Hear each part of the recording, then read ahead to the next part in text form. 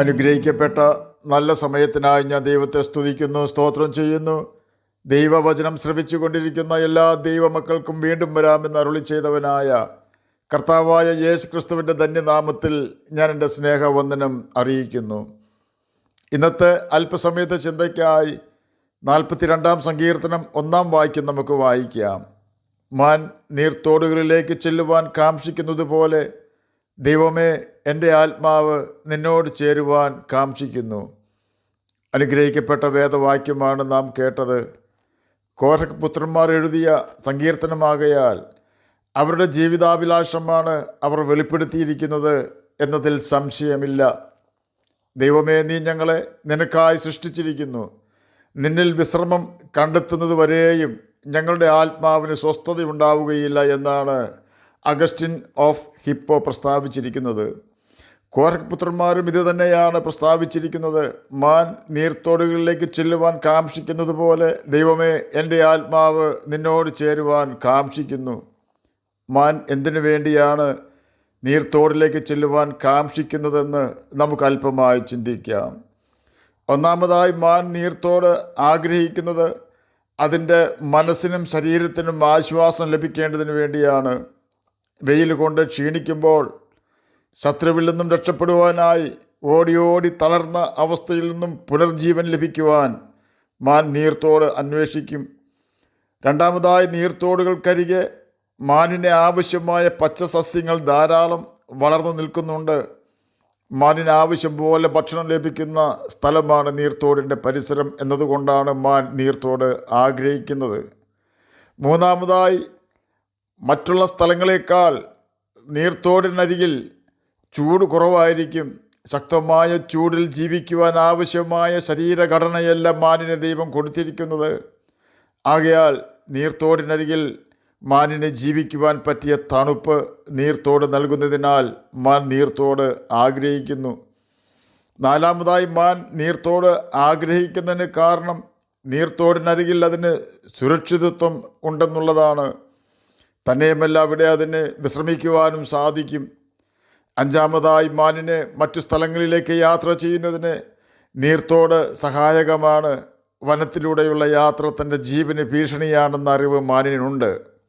മാനിൻ ഒരു സ്ഥലത്തു നിന്നും മറ്റൊരു സ്ഥലത്തേക്ക് യാത്ര ചെയ്യുവാൻ ഉപയോഗിക്കുന്ന വഴി മിക്കവാറും നീർത്തോടിലൂടെ ആയിരിക്കും.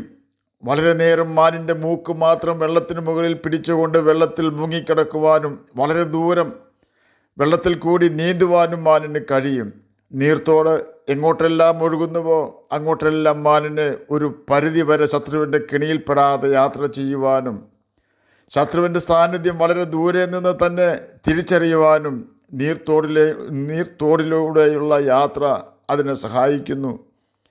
ചുരുക്കി പറഞ്ഞാൽ, ശത്രുവിൽ നിന്നും രക്ഷപ്പെടുവാനും ശരീരത്തിനും മനസ്സിനും ആശ്വാസം ലഭിക്കുവാനും ദാഹം മാറ്റുവാനും വിശപ്പകറ്റുവാനും വിശ്രമിക്കുവാനും ഒരു മാനിന് നീർത്തോട് ആവശ്യമാണ്. അതുകൊണ്ട് തന്നെ മാൻ നീർത്തോട് വിട്ടകന്നു പോവുകയില്ല. ഇനി നമുക്ക് നമ്മുടെ വിഷയത്തിലേക്ക് മടങ്ങി വരാം. സങ്കീർത്തനക്കാരൻ പറയുന്നത്, മാൻ നീർത്തോടിലേക്ക് ചെല്ലുവാൻ കാംക്ഷിക്കുന്നത് പോലെ ദൈവമേ, എൻ്റെ ആത്മാവ് നിന്നോട് ചേരുവാൻ കാംക്ഷിക്കുന്നു എന്നാണ്. പഴയ നിയമ ഇസ്രായേൽ മക്കൾ മരുഭൂമിയിൽ കൂടി ദൈവം തങ്ങൾക്ക് വാഗ്ദാനം ചെയ്തിരുന്ന പാലും തേനും ഒഴുകുന്ന കനാൻ ദേശത്തേക്ക് യാത്ര ചെയ്തിരുന്നപ്പോൾ അവർക്ക് പകൽ വെയിൽ കൊള്ളാതിരിക്കുവാനൊരു മേഘം ദൈവം നിർത്തിയിരുന്നു. രാത്രി അവർക്ക് വെളിച്ചം കാണിക്കുവാൻ അഗ്നിസ്തംഭം ഉണ്ടായിരുന്നു. മേഘസ്തംഭത്തിലും അഗ്നിസ്തംഭത്തിലും യഹോവ വസിച്ചുകൊണ്ട് ജനത്തെ നേരായ പാതയിൽ കൂടി മരുഭൂമിയിലെ ചൂടേൽക്കാതെ നടത്തി. അവർക്ക് ക്ഷീണം ഉണ്ടായിരുന്നില്ല. മന്നയും ദാഹജലവും കാടപ്പക്ഷികളും അവർക്ക് ലഭിച്ചു. ജലം തീക്കൽ പാറയിൽ നിന്നും മന്ന ആകാശത്തു നിന്നും കാടപ്പക്ഷികൾ കടലിൽ നിന്നുമാണ് ദൈവം അവർക്ക് കൊടുത്തത്. ഭൂമിയിലെ മറ്റാർക്കും കൊടുക്കുവാൻ കഴിയാത്ത സ്ഥലങ്ങളിൽ നിന്നും ദൈവം ഇസ്രായേൽ മക്കൾക്ക് ഭക്ഷണവും വെള്ളവും സംരക്ഷണവും വെളിച്ചവും കൊടുത്തു എന്ന് സാരം. മരുഭൂമിയിൽ ഇവർ നേരിട്ട സകല ശത്രുക്കളെയും തകർത്ത് കളയുവാൻ യഹോവയായ ദൈവം തന്നെ ശത്രുക്കളോട് യുദ്ധം ചെയ്തുവെന്ന് യോശുവ 10-ാം അധ്യായം 42-ാം വാക്യം വായിച്ചാൽ നമുക്ക് മനസ്സിലാക്കുവാൻ സാധിക്കും. മാൻ നീർത്തോടിനെ കാംക്ഷിക്കുന്നതിൻ്റെ കാരണങ്ങൾ നാം മുൻപ് കേട്ടു. ഒരു നീർത്തോട് മാനിനെ എങ്ങനെ സഹായിക്കുന്നുവോ അതിനേക്കാളുപരി യഹോവയായ ദൈവം അഥവാ കർത്താവായ യേശു ക്രിസ്തു ഇസ്രായേൽ മക്കളെ സഹായിച്ചു. യഹോവയെ അഥവാ കർത്താവായ യേശു ക്രിസ്തുവിനെ യിരെമ്യാ പ്രവചനം 2-ാം അധ്യായം 13-ാം വാക്യത്തിൽ അതിൻ്റെ മധ്യഭാഗത്ത് ജീവജലത്തിൻ്റെ ഉറവ എന്നാണ് വിശേഷിപ്പിച്ചിരിക്കുന്നത്. ഇവിടെ പറഞ്ഞിരിക്കുന്ന ജീവജലം പരിശുദ്ധാത്മാവാണ്. ജീവൻ അഥവാ നിത്യജീവൻ തരുന്ന ജലമാണത് എന്ന് സാരം. ഈ യാഥാർത്ഥ്യ സങ്കീർത്തനക്കാരൻ മനസ്സിലാക്കിയത് കൊണ്ടാണ് താൻ 42-ാം സങ്കീർത്തനം 1-ാം വാക്യത്തിൽ മാൻ നീർത്തോടിലേക്ക് ചെല്ലുവാൻ കാംക്ഷിക്കുന്നത് പോലെ ദൈവമേ എൻ്റെ ആത്മാവ് നിന്നോട് ചേരുവാൻ കാംക്ഷിക്കുന്നു എന്ന് രേഖപ്പെടുത്തിയിരിക്കുന്നത്.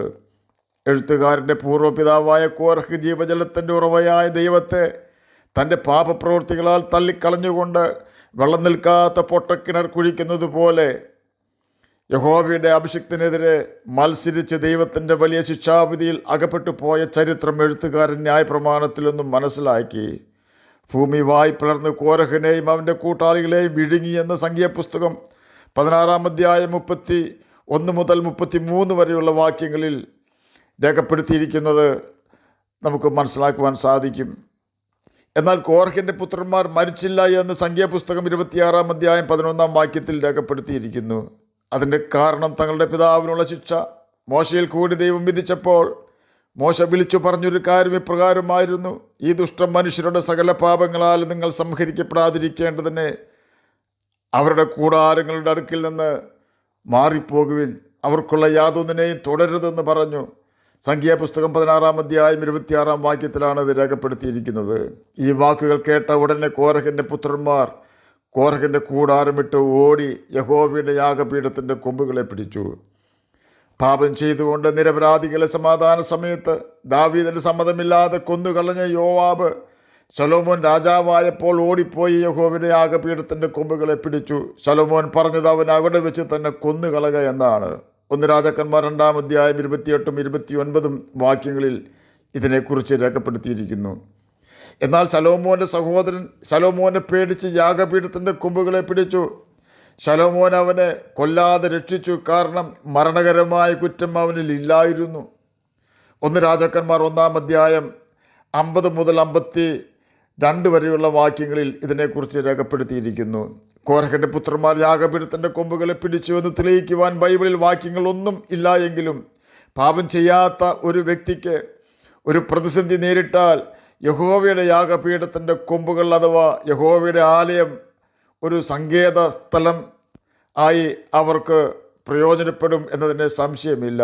കോരഹിൻ്റെ ന്യായവിധി നടക്കുമ്പോൾ തെറ്റുകാരല്ലാതിരുന്ന അവൻ്റെ മക്കൾ യഹോവയിൽ ആശ്രയിച്ച് രക്ഷ പ്രാപിച്ചു എന്ന കാര്യം 42-ാം സങ്കീർത്തനം എഴുതിയ കോരഹിൻ്റെ പിൻതലമുറക്കാരായ സങ്കീർത്തനക്കാരൻ ഗ്രഹിച്ചിരുന്നതിനാലും ആ ദൈവം തൻ്റെ ആത്മാവിന് സമാധാനവും സന്തോഷവും നൽകുന്നവനും തൻ്റെ ശരീരത്തിന് ആവശ്യമായ ഭക്ഷണവും വെള്ളവും വിശ്രമവും സൗഖ്യവും നൽകുന്നവനും തനിക്ക് ആവശ്യമായ സംരക്ഷണം തരുന്നവനും സർവോപരി തൻ്റെ മരണശേഷം തന്നെ മഹത്വത്തിലേക്ക് അഥവാ നിത്യജീവനിലേക്ക് പ്രവേശിപ്പിക്കുന്നവനും ആണെന്ന യാഥാർത്ഥ്യം ഗ്രഹിച്ചിരുന്നതിനാലും താൻ പറയുകയാണ്: മാൻ നീർത്തോടുകളിലേക്ക് ചെല്ലുവാൻ കാംക്ഷിക്കുന്നത് പോലെ ദൈവമേ എൻ്റെ ആത്മാവ് നിന്നോട് ചേരുവാൻ കാംക്ഷിക്കുന്നു. എന്നെ കേൾക്കുന്ന പ്രിയ ദൈവമകനെ, ദൈവമകളെ, സങ്കീർത്തനക്കാരനെ പോലെ നമുക്ക് പറയുവാൻ കഴിയുമോ?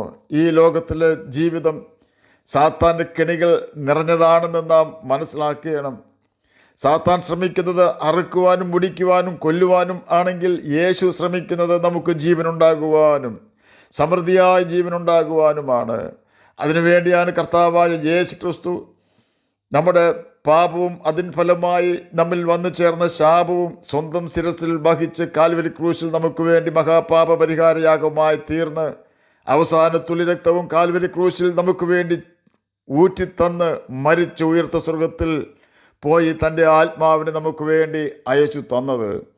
നാം നമ്മുടെ പാപങ്ങളെ യേശുവിനോട് ഏറ്റുപറഞ്ഞ് ഉപേക്ഷിച്ചാൽ, നാം പിതാവിൻ്റെയും പുത്രൻ്റെയും പരിശുദ്ധാത്മാവിൻ്റെ നാമത്തിൽ സ്നാനം മുങ്ങി പരിശുദ്ധാത്മാവിനെ പ്രാപിച്ചാൽ, നാം ബൈബിൾ ദിവസേന തുടക്കം മുതൽ അവസാനം വരെ തുടർച്ചയായി വായിച്ച് അതിലെ ദൈവകൽപ്പനകൾ അനുസരിച്ച് ദൈവാത്മാവിന് കീഴ്പ്പെട്ട് ജീവിച്ചാൽ, നിശ്ചയമായും ഈ ഭൂമിയിലെ നമ്മുടെ ജീവിതം ദൈവത്തിൽ സന്തോഷകരവും ആനന്ദകരവും ആയിത്തീരുകയും നാം മരിച്ചാൽ ദൈവം നമ്മെ ദൈവഭവനത്തിൽ സ്വീകരിച്ച് പുത്രത്വം ശാശ്വത അവകാശമായി നമുക്ക് തരികയും ചെയ്യും. ഇത് ദൈവത്തിൻ്റെ വാഗ്ദാനമാണ്.